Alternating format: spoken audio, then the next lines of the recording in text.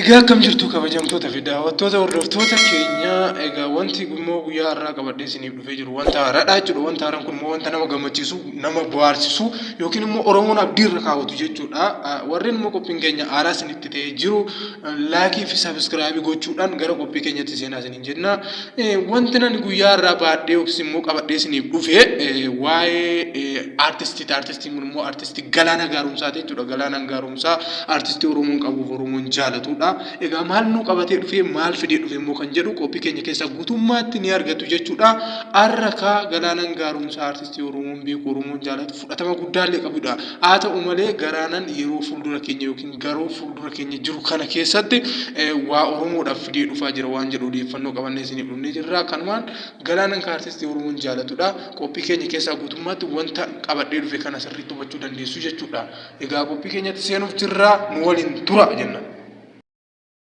Waawwani aartistiin Oromoo gumaachaa turan keessaa ka aartistii baay'ee beekamaa fi jaalatamaa kan ta'e ka Galaanaa Gaaromsaadha. Galaanaan Gaaromsaa ka wantoota hedduu sirbee garaa uummataa garaa Oromoo aartii Oromoo keessatti Oromoo bashannansiisee Oromoo gammachiiseera. Guutummaatti yoo kaasne yeroo dhiyoo kana duraanuu jedhee kan sirbe Galaanaan Gaaromsaa Galaanaan duraanuu jedhee sirbe kana sirba isaa san keessatti siyaasa baay'ee miidhagaa tokko jira jechuudha. Duraanuu sana keessatti dura Oromoon yeroo bilisummaa wantoota hedduu yookiin wayyaaneen cunqurfamaa turan keessatti illee miidhama guddaa ture sirbichi illee kanallee of keessatti qabataa jechuudha. Har'a illee ka Galaanaan Gaaromsaa aartistii Oromoon jaalatudha. Baay'ee aartistii filatamaa fi aartistii baay'ee beekamaadha.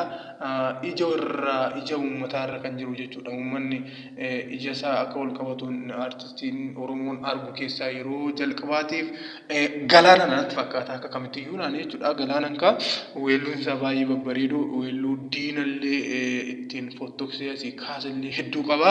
Yaa ta'u malee sirna irreeffannaa malkaa yookiin immoo ayyaana irreessaa irratti illee wanta miidhagu yeroo Oromoon hin bilisoomne miidhamni irra gaggee tokko illee baay'ee isaa nu sirbee jira. Aartistiin kun aartistii Oromoon jaalatudha. Eenyuyyuu aartistii kana jibbee yaadu haa ta'u malee Galaanaan Gaaromsaa har'as taanaan immoo sirba fuuldura kana baay'een fagaatu dhiyeenyatti nu fidee dhufaa jiru tokko qabatee as deemaa jira jechuudha. Wanti immoo haasa'u yookiin immoo wanti nama dubbadhu kun waa'ee isaa irratti jechuudha.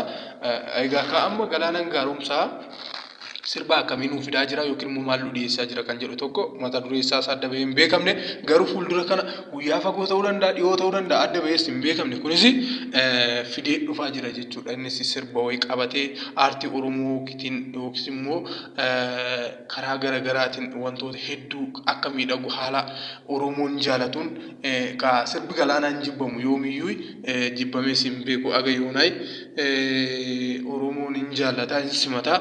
Kanaaf artistii Oromoon jaalatu artistii kabajamaa artistii duraanuu jedhee sirbee Galaanaa Gaaromsaa kana bichaa miti birraa wal agarra immoo jedhee birraa wal agarraa jedhe amma immoo waan biraa miti kan inni qabatee dhufaa jiru waan baay'ee namatti tolu waan baay'ee nama gammachiisudha. Ammas inni harka bal'isnee uummanni Oromoo aartistii baay'ee jaalatu aartistii baay'ee kabaju weelluu fi geerarsa hedduullee yookiin immoo keessatti walaloo fi yeedaloo isaa kan nama bashannansiisuu fi kan nama bohaarsu ta'uusaa Galaanaa Gaaromsaa kanarraa ni argina jechuudha. Galoonni baay'ee yerootiin baay'ee aartistii keenyallee waanuma jennuudha. Haacaaluun Hundeessaa faanallee ture wantoota seenaa hedduu sirboota hedduu wajjinillee hojjetanii aga yoonaa kanallee aartistiin keenya nu biraa yoo dhabamu yookiis immoo dachee kana garaa dhiisu malee seenessaa isa hin dagatu kana Galaanaan Gaaromsaa gadi fageenya isaatiin ni beeka jechuudha. Har'allee Galaanaan immoo bakka isaa bu'ee bakka Haacaaluu Hundeessaa bu'ee yookiis immoo seenaa hedduu waa waliin dabarsaniif wanta miidhagu waan Oromoon jaalatu jiraatu yookiin immoo yeedaloo fi sirba garaagaraa qabatee yeroo yeroodhaan nuuf fidee dhufaa jira jechuudha. Kanaaf artistiin kun artistii Oromoo qabeenya Oromoon qabudha jechuudha. Jaallatamummaan inni uummata biratti qabu fudhatama guddaadha.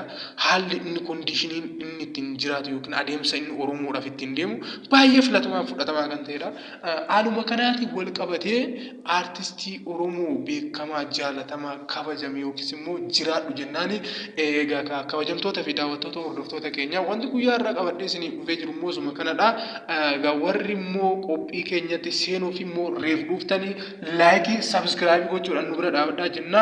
Akka qophii biraatiin immoo walitti deebinutti nagaatti nagaadhaan nu turaa isiniin jenna kabajamaa nagaatti.